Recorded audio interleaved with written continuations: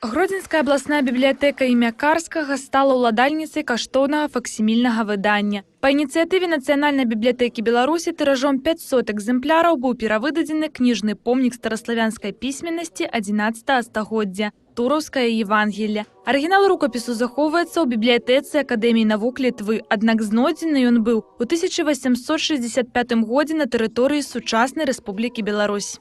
Наша вялікае было спадзяванне ў тым, каб перадаць гэтыя кнігі, факсімільна перавыдадзеныя Тураўскае Евангелле, бясплатна ва ўстановы культуры, навукі, адукацыі, каб, напрыклад, наша моладзь, сучасныя людзі і старэйшага з іншага пакалення маглі ацаніць, наколькі ўсё ж такі багатая наша культура, бо самы просты прыклад, это кніжны помнік, самы старажытны ў Беларусі, але гэта і самы старажытны фактычна кніжны помнік усходніх славян на тэрыторыі Русі.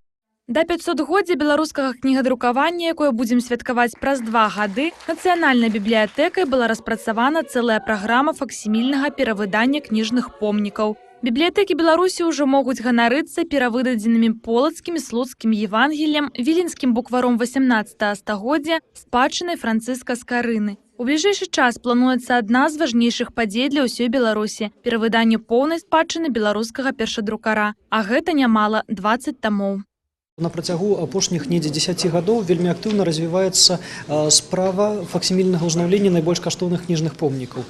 Я б нават сказаў ужо абсалютна ўпэўнена пра сапраўдны бум факсімільных выданняў у нашай краіне, бо ніколі такога яшчэ не было, каб кожны год нават не адзінкі, а дзесяткі кніг факсімільна перавыдаваліся.